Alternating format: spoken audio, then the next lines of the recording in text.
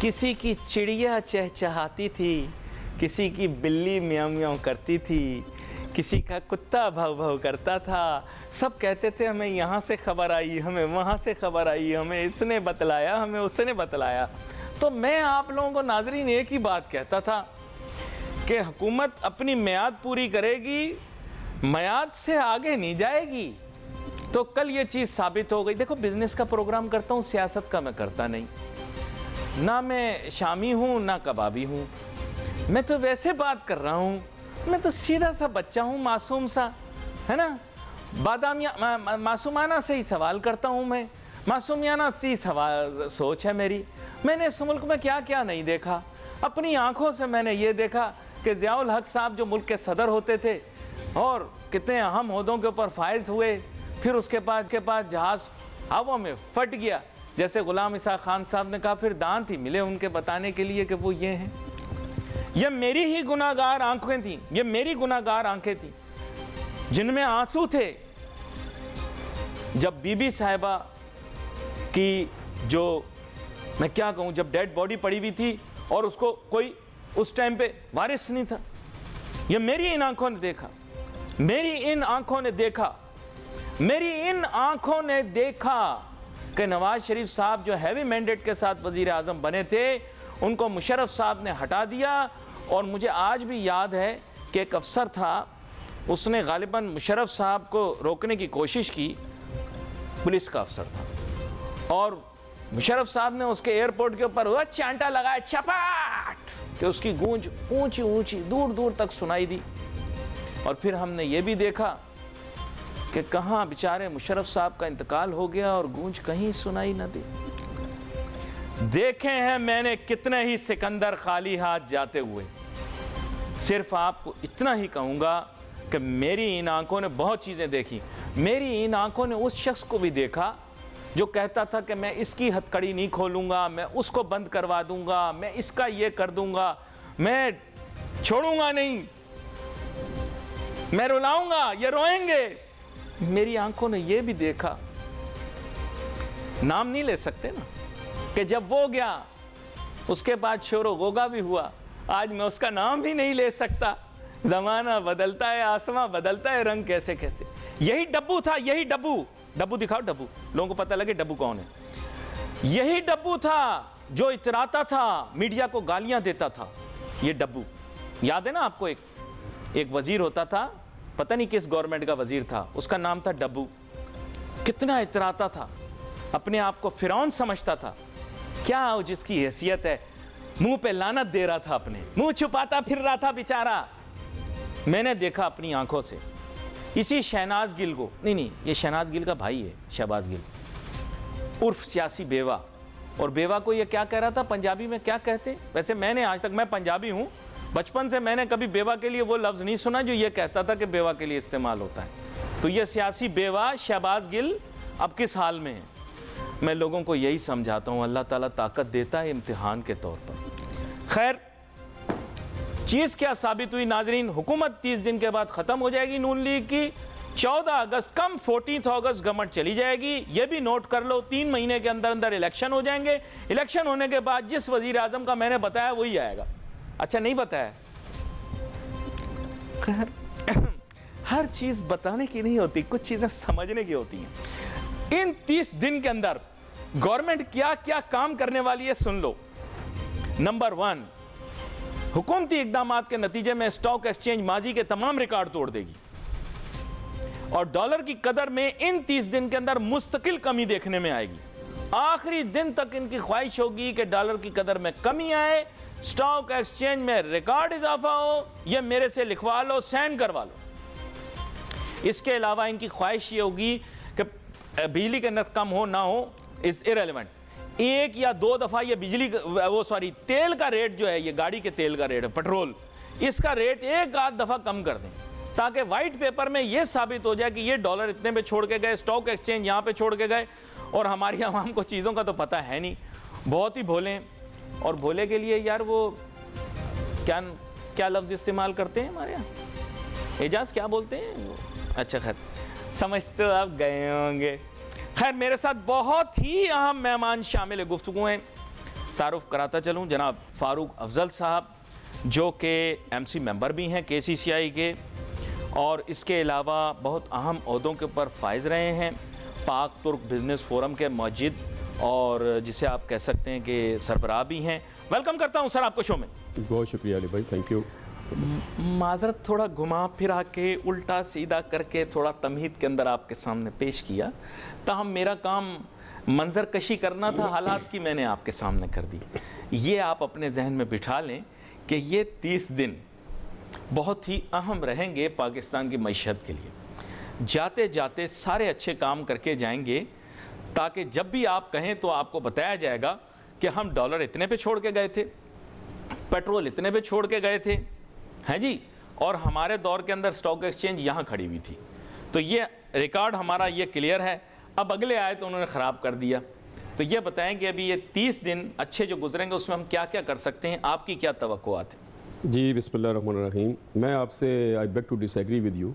अच्छा, जो कुछ आपने बोला इंशाल्लाह वो नहीं होगा। अच्छा, नहीं जी, बात ये है कि क्या नहीं होगा? मईशत ठीक नहीं होगी जो है यही इसी तरह रहेगी। वो जो आप सोच रहे हैं कि जी ये डॉलर इतने पे आ जाएगा, पेट्रोल फलाना हो जाएगा, जो कुछ भी हो जाएगा, it's not that easy to do all these things actually. देखिए बात ये है कि आपने जो अभी IMF का जो मुआहदा किया है आपने, वो एक सर्टन कंडीशंस और टर्म्स एंड कंडीशंस पे किया आपने, ठीक है जी, जी। आप एक कुछ भी नहीं कर सकते कोई चीज़ कमी करने के लिए, ये तो आप भूल जाएं, ठीक है? पेट्रोल कम नहीं होगा, आप नहीं कम होगा, ठीक है। अगर मुआहदे में है तो हो जाएगा, अगर मुआहदे में नहीं है तो यू, क्योंकि अभी तक जो भी मुआहदे मुआहदा में टैक्स नहीं कम कर सकते। नहीं, देखिए टैक्स नहीं कर तो टैक्स लेवाइज लगा रखे ना पेट्रोल के ऊपर, तो बहुत कुछ लगा रखा है अभी, तो टैक्स कैसे कम लेकिन करेंगे? डॉलर जब 250 का हो जाएगा फिर एक दफा कम कर सकते हैं ना। 250 पे आएगा तब की बात है ना, बाप मरेगा तो बैल कटेगा ना। अभी आप देखें से होता है क्या है अभी तो चीजें क्या है कि ये सब सोच की बात है ना आपकी, तो ऐसा होगा जो भी है। डॉलर आज इतने गिर गया, इतना तो मेरा आज भी 275 277 के ऊपर है ना बैंक रेट जो है, तो आप समझते हैं कि 30 दिन में ये 240 पे आ जाएगा। रोज 1 रुपए के हिसाब से अगर लेकर जाएं तो नहीं, सर, तो रोज अगर गिर रहा है ना 1-1 2-2 रुपए के हिसाब से। देखिए अगर मैं जो पिछली गवर्नमेंट का तकाबली जायजा अगर हम करें, आप देखें कि अब एक ऐसी इकॉनमी जो हमारा चल रहा था तकरीबन 6% हमारा GDP था, जो इस दौर में अभी इस वाली हुकूमत में हमारा जो पिछला साल गया है वो -0.5 पे गया, आपको पता है ना, ठीक है। ये कहते नहीं, अभी चेंज हुई है एक्सपेक्टेशन। मैं थोड़ा सा आपको बता दूं, अभी GDP फोरकास्ट आई है 2.5 अगले साल की। हाँ, इस साल की अनएम्प्लॉयमेंट रेट 8%, इन्फ्लेशन लेकिन बहुत हॉरिफिक है 25.9%। जी जी, ये हॉरिफिक है। कुछ नंबर्स फिगर्स के ऊपर आपके साथ बात करता हूं, एक छोटी सी ब्रेक लेता हूं। ब्रेक के बाद जब वापस आएंगे तो नाजरीन अपनी गुफ्तगू जारी रखेंगे। Let's take a short break.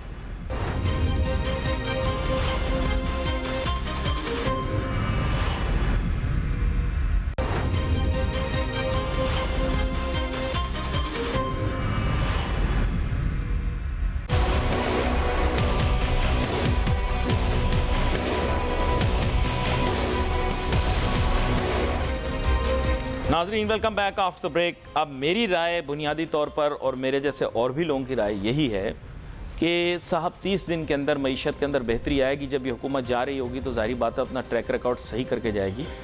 और फ़ारूक साहब इससे इख्तलाफ कर रहे हैं। मैं इनको ये कह रहा था बुनियादी तौर पे देखिए पर्चे के आखिरी दिन ही बच्चा पढ़ाई करता है, तो अब आप समझने की कोशिश करें ये आखिरी 30 दिन बहुत अहम है। इसके अंदर हुकूमत चाहेगी कि इकॉनमी इंप्रूव कर जाए, इकोनॉमिक इंडिकेटर्स इंप्रूव कर जाए। हाँ, caretakers will take the brunt of the difficult decisions and if anything has to go wrong. But at least during the PML and tenure they will try to end on a good note. आप इससे disagree कर रहे हैं? जी देखिए अली भाई, बात ये है कि पहली बात तो ये है कि इलेक्शन होने नहीं है। अच्छा, ये जो कंटिन्यूटी है ना ये सारी चीज़ों की, ये जो केयर टेकर आएगी वो एक टेक्नोक्रेट सॉर्ट ऑफ गवर्नमेंट होगी। और अभी आप अगर समझते हैं कि इलेक्शंस होंगे तो उसके लिए शायद ये तैयारी कर रहे हैं कि अच्छी 30 दिन में अच्छा कर लेंगे, जो कुछ भी हो जाएगा। आने वाली गवर्नमेंट भी जो है वो बेसिकली चाहे वो जो केयर टेकर होगी वटेवर, क्योंकि पिछले दिनों प्राइम मिनिस्टर साहब ने एक बयान दिया था 2 दिन पहले ही कि जी ये इलेक्शन अक्टूबर या नवंबर में होंगे, या इलेक्शन कमीशन जो भी फैसला करे, ठीक है। इसका मतलब क्या है कि there is something fishy fishy. नहीं ठीक है, इलेक्शन बैनुल अक़वामी इदारों ने वजाहत के साथ पाकिस्तान को इससे ज़्यादा वाज़ेह नहीं हो सकते थे। उन्होंने खुल के ये इशारे दे दिए हैं कि आपको इलेक्शन टाइम पे करवाने पड़ेंगे अगर आप माशी इमदाद और इक्तिसादी इमदाद चाहते हैं। चाहे वर्ल्ड बैंक हो चाहे IMF हो, उनका कोई काम नहीं है हमारे इंटरनल मैटर्स के अंदर इंटरफेयर करना। लेकिन अगर वो इस हद तक जाकर कह रहे हैं कि आपको continuity of the democratic system को इंश्योर करना है और वो हो रही है तो आपके जहन में शक शुबात क्यों है? इस पॉइंट पे देखें ना, पहले बात कर नहीं, देखिए मेरी बात सुने, जो भी गवर्नमेंट होगी आइंदा 2 साल रहेगी केयर टेकर गवर्नमेंट, और ये स्टेबिलिटी करने के लिए, दिखाने के लिए कहा जाएगा जी कि ये हम मुल्क की इस वक्त इलेक्शन ज़रूरत नहीं है, इस वक्त इस्तेकाम ज़रूरत है, माशी इस्तेकाम ज़रूरत है, कंटिन्यूटी पॉलिसी की कंटिन्यूटी ज़रूरत। देखिए इस वक्त वैसे भी आइन तो मुअत्तल है इस वक्त, ठीक है, तो आइंदा भी अगर आप समझे आइंदा भी यही होगा। आपको मैं बता रहा हूँ कि कोई गवर्नमेंट देखिए जो भी इलेक्शन नहीं हो सकते इस मुल्क में, आइन अपनी जगह पर है, नहीं पूरी आइन अगर इलेक्शन जगह पे होता, आइन अगर होता तो इलेक्शन जो है सर वो हो चुके होते केपी के और पंजाब के, नहीं हुए ना, आइन के तहत नहीं हुए। आइन में कहीं नहीं लिखा कि चारों असम्बलियों के या कौमी असम्बली के इलेक्शन इकट्ठे हों, कहीं नहीं लिखा हुआ, ठीक है। ये तो आपकी मेरी ख्वाहिश थी ना, कोर्ट ने फैसला भी दे दिया कि 14 मई को इलेक्शन होंगे, नहीं हुए। इसका मतलब क्या है कि आइन को फॉलो नहीं किया गया। अभी हमारी ये बहस आइनी बहस चले, मैं आइनी माहिर नहीं हूं, लेकिन मैं आपको, लेकिन हम माशियत की बात करें अगर, देखिए जो इस वक्त माशियत के जो माशियत की जो हालत है, आप ये समझते हैं, देखिए मैं आपको बताऊं, हम किस लिए फंसते हैं कि जी फिस्कल डेफिसिट बहुत ज्यादा है, ऐसा ही, एम आई राइट? फिस्कल डेफिसिट अगर आप देखें ये निजाम ही खराब है। लेकिन अगर आज अमेरिका का अटका दिया ना आपने, मामला ऐसा कर दिया जिससे इकोनॉमिक पॉलिसी डूबियस कर दिया आपने। नहीं देखिए, आप जो क्या सराई कर रहे हैं, मेरे नजदीक वो क्या सा ये गलत है, मेरे नजदीक वो गलत है क्या सराई। देखिए आप जो बात कर रहे हैं वो कंस्पिरेसी थ्योरी की बात कर रहे हैं, ऐसा होगा, पहले लोग बोल रहे हैं, अब लोग मुझे मैसेजेस कर रहे थे इस हुकूमत ने नेशनल असेंबली की मियाद 1 साल बढ़ाने का फैसला कर लिया। अरे भाई हो ही नहीं सकता ऐसे, मियाद नहीं बढ़ेगी। देखिए कहां मियाद बढ़ेगी, वो बोल रहे हैं 14 अगस्त को खत्म, प्राइम मिनिस्टर ने अनाउंस कर दिया पब्लिकली। नहीं देखिए वो भले डिसॉल्व हो जाएं, आप ये देखिए, मैं आप अभी जो निगरान गवर्नमेंट चल रही है केपीके में और वहां पर क्या उनका आईनी हक कितना था रहना, बताइए मुझे आप, कितना था? 90 रोज था, तो कितना अरसा हो गया अभी? नहीं, लेकिन वो तो इकोनॉमिक पॉलिसी तो डेवलप नहीं कर रहे हैं ना, नेशनल इकोनॉमिक पॉलिसी तो उनके हाथ में नहीं है ना। नहीं है, लेकिन बात ये है कि नेशनल इकोनॉमिक पॉलिसी तो आपने उनको कंटिन्यू किया ना। अभी आप आईनी इस चीज को छोड़ें, हम आइन की बात नहीं कर रहे हैं अभी, लेकिन नेशनल इकोनॉमिक पॉलिसी को आपने डूबियस कर रहे हैं ना। आप देखें, मैं आपको क्लियर बता रहा हूं, आप जो क्यासराई कर रहे हैं, क्यासराई नहीं है, वो कंस्पिरेसी थ्योरी है। आपकी भी क्यासराई है, बोले कि ये हो जाएगा, ये हो जाएगा, आपकी भी क्यासराई है। मैं तो आपको बता रहा हूं, आप सर्टेन नहीं है, मैं सर्टेन नहीं, मैं आपको बता रहा हूं in the sequence of events, नहीं सीक्वेंस, क्रोनोलॉजी आपको बता रहा हूं सर, मैं भी उसी सीक्वेंस का ही बता रहा हूं। बच्चा देखे पहले रेंगेगा फिर चलेगा, आप बोले पहले चलेगा बाद में रेंगेगा, ऐसा होगा नहीं। देखिए अगर कंटिन्यूटी प्रोसेस होता तो जो पिछली जो इकोनॉमिक जो भी इस वक्त जो अपना पॉलिसीज थी, they were doing very good job, ठीक है ना। अब आप कहें कि नहीं जी ये गवर्नमेंट ने अच्छा किया 14-15 महीने में, तो आपके सामने इस वक्त है। तो अगर पॉलिसीज को, अगर आप इकोनॉमिक ग्रोथ को देखें, कंपेयर करें, अगर आप, यू वुड इजीली नो कि पिछली गवर्नमेंट में क्या इंडिकेटर्स है, इस गवर्नमेंट में क्या इंडिकेटर्स हैं। सो डू दे मैच और have they done something better than the previous government? You tell me. I mean, previous government 6%. Previous government was doing worse. They are doing worse. Sorry. Previous government. वो गलत ना निकल जाए। नहीं 30 दिन के बाद बोलूंगा मैं। देखिए मैंने एक चीज सीखी है, मैं आपको बताऊं फारूक अफजल साहब, जो ओहदे पर होता है ना, मैं उसको सलाम करता हूं, क्योंकि मैं दोस्ती करके चलने वाला आदमी हूं, दुश्मनी करके मुझे क्या फायदा मिलेगा। आप देखें डब्बू जब हुकूमत में था, मैं हर प्रोग्राम में आप आते थे, आपको गुस्सा आता था, मैं इसको डब्बू कहता था। मैं कहता था ये पीटीआई की हुकूमत को बदनाम करेगा और ये ऐसा आदमी एन वक्त पे डिच करके चला जाएगा। ये उस तरह का दूल्हा है जो लड़की की उम्मीद बढ़ा के निकाह वाले दिन भाग जाता है, ज्यादा जहेज मांग लेता है, और डब्बू वही निकला। मैंने आपको बताया था ये शहनाज गिल जो है, पाकिस्तानी शहनाज गिल, जो तब हर वक्त टीवी के ऊपर आता था, इस तक कि हमारा प्रोग्राम भी कट हो जाता था इस शहनाज गिल की वजह से, सियासी बेवा। अब देखें आप, वो मुल्क का दुश्मन भी बन गया। पहले वो प्रेस और मीडिया को कहता था कि हम मुल्क के दुश्मन हैं, आज वो पर्सोना नॉन ग्रेटा भी है और मुल्क का दुश्मन भी है। मशहूर यूट्यूबर शहनाज गिल, आप तो जानते ही होंगे। हमारे यहाँ वैसे ऐसे बच्चों का नाम जो होता है ना, हम लोग गोगी गोगी रखते हैं, लेकिन अब गोगी किसी और का नाम है। खैर anyway, to cut the long story short, देखें आप ख्वाहिशात की बुनियाद पर एक खबर बता रहे हैं, मैं आपको बताता हूँ सीक्वेंस ऑफ इवेंट, आप इसको नफी कर दीजिएगा। अगस्त 14 को हुकूमत चली जाती है, 3 महीने के अंदर इलेक्शन हो जाते हैं। इनकी ख्वाहिश ये कि इलेक्शन जो है नवंबर में हो, ताहम तारीख जो है वो अक्टूबर की आ रही है। ये कह रहे हैं, ख्वाजा आसिफ साहब ने कहा है कि अक्टूबर में थोड़ी गर्मियाँ होंगी तो लोगों को तो दुश्वारी होगी, नवंबर में कर लें, थोड़ी सर्दियाँ होंगी तो उसमें वोटर के लिए आसानी रहेगी। ओके, कम नवंबर इलेक्शन हो जाते हैं। इलेक्शन के बाद आप खुद रिजल्ट्स देख लीजिएगा, there will be evident of public, जिसे आप कहते हैं पब्लिक इमोशंस एंड एक्सपेक्टेशंस। बस let's take a short break और वापस आते हैं, अपनी गुफ्तगू जारी रखेंगे।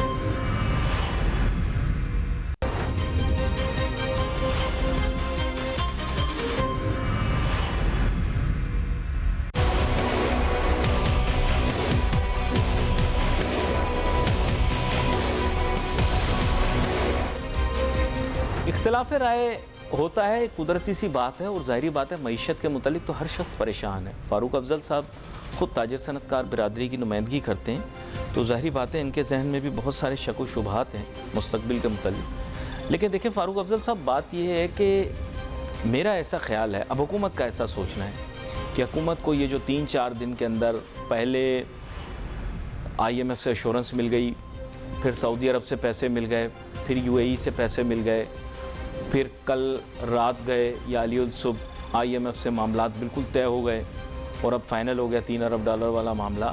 तो उनका कहना ये है कि ये जो हमारी अचीवमेंट्स हैं ये अपोजिशन को नागवार गुजर रही हैं। दरअसल हमने पाकिस्तान को डिफ़ॉल्ट करने से बचा लिया है, जो बहुत सारे लोगों के लिए अचंभे और हैरत की बात बन गई है। और इसहाक डार साहब का मानना ये है कि उन्होंने पहले ही ये कह दिया था कि मैं मझधार से किश्ती निकाल लूँगा। तो उनका कहना ये है कि उनके मुखालफिन को ये नागवार गुजर रही है बात कि मुल्क की मईशत बच गई है। लेकिन ये मुल्क तो हमारा है, अपोजिशन का भी और गवर्नमेंट का भी। अगर ये तरक्की करेगा तो सबको फ़ायदा होगा। ये तो एक अच्छी चीज़ है कि मुल्क की मईशत बच गई है और डिफ़ॉल्ट नहीं हुई। मैं ये देख रहा हूँ सोशल मीडिया के ऊपर भी कि इसके ऊपर भी बड़ी तनकीद हो रही। क्या कहते हैं आप? देखिए अली भाई, आप जो बात करें कि जी डिफ़ॉल्ट से बच गया, जब 19-22 बिलियन डॉलर की रिज़र्व वो छोड़ कर गए थे, उस वक्त आप किस उससे कह रहे थे कि ये मुल्क डिफ़ॉल्ट होने जा रहा था? अभी जब $3 बिलियन भी रह गए तो ज़ाहिर बात है हर आदमी मुतफक्किर होता है कि यार ये मुल्क के हालात कहाँ जा रहे हैं। ठीक है, अब आप $19 बिलियन जब छोड़ के गए हैं तो उस वक्त मुल्क डिफ़ॉल्ट कर रहा था, अभी $3 बिलियन है कि नहीं डिफ़ॉल्ट नहीं करेगा। ठीक है, हम उस नहज पे पहुँच तो चुके थे ना। अब चीज़ क्या है कि आपने 1 साल क्यों लगाया ये अपना मुआहदा करने में? जब पिछली गवर्नमेंट ने मुआहदा किया तो आपने कहा जी मुल्क को बेच दिया, आपने मुल्क को गिरवी रखवा दिया IMF के आगे, आपने ये कर दिया, आपने वो कर दिया। अब जब IMF के पीछे गए आप तो आपने 1 साल उस मुआहदे में क्यों लगाया? जब आपने उनकी सारी वो टर्म्स एंड कंडीशन माननी ही थी तो आप शुरू में करते, ताकि हम ये महंगाई का जो दौर आया था मेरी मुख्तसर बात नहीं होती। ठीक है ना? बेसिकली क्या है कि इस हुकूमत का ये मानना है कि माजी की PTI की हुकूमत ने सबोताज किया IMF के एग्रीमेंट को, ये इनका मानना है। इसके लिए इन्होंने टेलीफोनिक कन्वर्सेशंस वगैरह भी सुनाई और इन्होंने कहा कि सबोताज करने की कोशिश की माजी की हुकूमत ने और माजी के हुकूमत के जो ओहदेदारान थे। ये इनका मानना है। मुल्क तब भी डिफॉल्ट के एज पर था, अब भी है। ये इनकार कोई नहीं कर रहा, लेकिन अब बचा लिया, तब उन्होंने बचाने की कोशिश नहीं की। नहीं, ऐसी बात नहीं है। देखिए आपके रिजर्व्स में $19 बिलियन पड़े हों, आप कहेंगे कि मुल्क डिफॉल्ट हो रहा है, ऐसे कैसे मुमकिन है यार? आपने रिजर्व्स खाली कर दिए, $2 बिलियन पे आप आ गए और फिर दोबारा अब आपने पैसे लेना शुरू किए हैं। बिफोर अच्छा, यहाँ पर एक ब्रेकिंग आ गई, मुख्तसर सी आपको बता दूं, इसहाक डार साहब की रेफरेंस से ये चीज़ मेरे ख्याल मीडिया पर ही शायद रिपोर्ट हुई है कहीं पे। अब मैंने तो सुनी भी बात है, लेकिन हाँ उन्होंने खिताब किया है, मुझे बता रहे हैं पेशकार, IMF has deposited $1.2 billion in SBP account. देखो पैसे आ गए। फारूक साहब प्लीज़ देखें, मानना पड़ेगा, पैसे आ गए हैं, आप मान जाएं। कल तक जितनी बातें की जा रही थी, यूँ हो जाएगा पाकिस्तान को, यूँ हो जाएगा पाकिस्तान का फलां हो जाएगा, ऐसा हो जाएगा, बच गया। यार हमने आप मेरे बात देखिए, आप मेरे सवाल का आप जवाब नहीं दे रहे सर। आप देखिए, पहले आप क्रेडिट इज ड्यू दे दे, उसके बाद मेरा जो कहने का मतलब है कि आप ये 1 साल पहले भी ये सारी हरकतें कर सकते थे, सब कुछ एक्सेप्ट हो सकता था, टर्म्स एंड कंडीशन एक्सेप्ट की जा सकती है। दे रहा है दुरुस्त है, आपके सवाल का जवाब दे रहा है दुरुस्त है। नहीं, देखिए आपने सत्यानाश कर दिया। आप महंगाई का देखिए क्या कहां पहुंचा हुआ है, सब कुछ जो कुछ भी है, ये आपने मुल्क को जिस हालात में लाया। हमारी एक्सपोर्ट घट गई, क्यों? कि आपके पास डॉलर्स नहीं थे, हम इंपोर्ट नहीं कर सकते। इंपोर्ट कितनी खत्म हो गई उस वक्त? इंपोर्ट्स दौर में भी तो इन्फ्लेशन बहुत थी ना। इन्फ्लेशन की बात नहीं हो रही थी, इंपोर्ट्स हो रही थी, एक्सपोर्ट बढ़ रही थी, सारे काम हो रहे थे उस वक्त। ठीक है, पैसे आपकी किट्टी में थे, आप पैसे दे रहे थे, इंपोर्ट की एलसियां खुल रही थी, एक्सपोर्ट बढ़ रही थी, सब काम ठीक हो रहा था। अभी तो आपकी एक्सपोर्ट घट गई। नहीं, सब काम ठीक नहीं हो रहा था, मीडिया को दबा के रखा हुआ था। PTI की हुकूमत ने जबरदस्ती सही बातें करवा रहे थे, कह रहे थे मीठा। अभी देखे मैं क्या बोलता हूँ, मैं तो अजीब और गरीब किस्म की बातें बोलता हूँ। आपको पता है, अभी आप कहते हैं लोग कि जी महंगाई है, मैं कहता हूँ महंगाई है ही नहीं। पहले वक्त में 10 रुपए टमाटर बढ़ता था तो पूरे चैनल जो है सारा दिन शोर मचाते थे कि 10 रुपए टमाटर बढ़ गया है, महंगाई हो गई है। देख नहीं रहे, चैनलों पे बड़ा शोर मचा हुआ है। अल्लाह का शुक्र है कहीं नहीं है। देखिए महंगाई है ही नहीं। देखिए नहीं, चैनलों पे बहुत शोर है। के 2 तरीके होते हैं, एक होता है कि अवामी एहतजाज होता है, दूसरा मीडिया बोलता है। मीडिया बोलता ही नहीं। मीडिया 3 दिन से मुस्तकिल महंगाई के मौजू को लेकर चला है। हुकूमत पे दबाव भी है, हुकूमत के पास 30 दिन भी हैं। अब एम ये है कि अब दबाव बढ़ता जा रहा है कि इन्फ्लेशन नंबर्स को कंट्रोल करना पड़ेगा। मीडिया देखें, ये बात सिलेक्टिव है। असल में बात ये है कि मीडिया शोर कर रहा है, लेकिन सुनने वाले लोग सिर्फ उतना सुन रहे हैं जितना उनका दिल चाह रहा है। बात ये, महंगाई का शोर आज भी है। बिजली के लिए आप खुद देख रहे हैं, आप खुद गवर्नर साहब से मिलने भी गए थे। गवर्नर साहब कितने अरसे से सोशल मीडिया क्या टीवी पर मुख्तलिफ जगहों पर, मैं नाम नहीं लेता इदारे का, लेकिन वो बोल रहे हैं कि ये बिजली के नर्ख जो हैं बहुत ज़्यादा हैं और बिजली की तरसील के मामला, आप मानते हैं इस बात को? तो सर ये चीज़ें लोगों के सामने मौजूद हैं। बिजली बम, पेट्रोल बम, ये टीवी रिपोर्ट कर रहा है ना सर। मीडिया को ब्लेम नहीं करें सर, मीडिया बता रहा है रेट रोजाना इतने बढ़ रहा है उतने पिछले वक्त में पिछला मीडिया कंट्रोल होता है तो सारे एहतजाज कभी नहीं दिखाते। मीडिया इतना बोलता था वो कंट्रोल होता। आज कोई मीडिया नहीं बोलता है, कोई एहतजाज नहीं दिखाया जाता। डब्बू बहुत गंदा आदमी था, मैं आपको बता रहा हूँ, ब्लैकमेलर आदमी था। डब्बू बहुत गंदा आदमी था। शहनाज गिल बहुत, ये सॉरी शहबाज गिल जो है ये बहुत प्रेशराइज करता था, मीडिया वालों को गालियां देते थे, बुरा भला कहते थे, इनको बहुत प्रेशराइज किया हुआ था, मीडिया की आज़ादी को तल्फ किया हुआ था। अब बात ये सोशल मीडिया के ऊपर आप 2 एंकरों की बात तो कर रहे हैं, बाकी लोगों पर मेरे पर कोई दबाव कभी, मैं जो झूठ नहीं बोलूंगा, मेरे पर ना उन्होंने ना इन्होंने कभी दबाव डाला, लेकिन मैं आपको वैसे बता रहा हूं कि मीडिया को बहुत सप्रेस करके रखा हुआ था। खास तौर पर डब्बू की जो एक रजीम थी जिसकी वजह से पीटीआई ज़्यादा बदनाम हुई। डब्बू खुद टीवी से निकल के आया, आपको पता है। डब्बू पहले एक मुख्तलिफ पार्टी में था, फिर एक मुख्तलिफ पार्टी में था, फिर टीवी एंकर बन गया, फिर टीवी एंकर से पीटीआई में आ गया। पीटीआई में भी इसका सफ़र लंबा नहीं है, 5-6 साल का, लेकिन इसने जिस तरह से मीडिया को मैनेज किया, इसने जिस तरह से पीटीआई को बदनाम करवाया और जिसकी वजह से रैत आई मीडिया की इनके खिलाफ, क्योंकि आपने इतना पिंग किया। मैं आपको सही बता रहा हूं फारूक अफजल साहब, मीडिया की जो पॉलिसी रही खास तौर पे इकोनॉमी के हिसाब से, जिस तरह से इन्होंने प्रेशराइज किया और मीठा मीठा बोलने पर मजबूर किया। आज़ादी जुज़वी थी, आप माने ना माने, इन्होंने अपने अपोनेंट्स को एलिमिनेट किया मीडिया पर, और जिसकी वजह से आज वो जब उनको आज़ादी मिली है तो वो now they are spewing whatever they want. आप ही तो, मैं आपको क्लियर बात बता रहा हूँ, ये मैंने इसलिए बताया क्योंकि आपने मीडिया पे उंगली उठाई। मैं आपको सही बता रहा हूँ, मीडिया पे लोगों ने बहुत शोर मचाया महंगाई के ऊपर, हुकूमत पे दबाव आया, तभी तो हुकूमत ने ये चीज़ों में इस्लाह की। और मैं आपको बता रहा हूँ इन 30 डेज़ के अंदर pressure will build on this government to reduce inflation. मेरी ख्वाहिश तो ये थी कि आपसे बात करता ज़्यादा इस पर, लेकिन चूँकि आपने मीडिया पर बात कर दी तो हमारे दिल पर आ गई। वैसे तो कोई मुत्तहिद भी नहीं है और आपस में एका भी नहीं है, लेकिन कम अज़ कम जो मीडिया की एक हैसियत है उसको तो हम बरकरार रखें। पीटीआई वालों ने तो हमेशा ये किया, अपने दौर में भी मीडिया को गालियां निकाली और जब अपोजिशन में आए तो भी गालियां निकाली। और सच बात यह कि मैं आपको यकीन से बताता हूं कि ये जितने पीटीआई के लोग थे इनकी इतनी सी हैसियत थी, आज जब ये पीटीआई वाले छोड़ के गए हैं ना तो खुद उनका लीडर बोल रहा है कि गैर अहम लोग हैं, मैं तो इनको जानता भी नहीं। जिन लोगों ने मीडिया को गालियाँ निकाली उनके मुतालिक पीटीआई के अपने सरबराहान मुख्तलिफ डिपार्टमेंट कह रहे हैं कि ये तो गैर अहम लोग थे, छोड़ गए, अच्छा हुआ। और मैं आपको बता रहा हूँ कि पीटीआई की सबसे बड़ी गलती मीडिया के साथ मनफी रवैया रखना था। ये गले से लगाते तो आज हम भी इनको गले से लगाते, लेकिन इन्होंने हमें धुतकारा। मुझे तो नहीं धुतकारा, मैं तो सबके साथ चलता हूँ, मेरे बारे में तो मशहूर है, मैं सबको सलाम करता हूँ, मैं उसका जिसका नाम नहीं लेता उसका भी सलाम कर देता हूँ। नवाज शरीफ साहब को भी पसंद करता हूँ, जरदारी साहब को भी पसंद करता हूँ, बिलावल साहब को भी पसंद करता हूँ। प्रोग्राम का वक्त ख़त्म हो गया, वक्त मेरे पास महदूद था और मेरी ख्वाहिश बहुत थी। फारूक अफजल साहब भी जोश में थे, मैंने इनको खुद रोक दिया, आजकल हालात ठीक नहीं हैं। तो यहाँ पे भी wait for your messages on Facebook. Ali Nasir हमारी टीम को इजाज़त दीजिए, अल्लाह हाफ़िज़।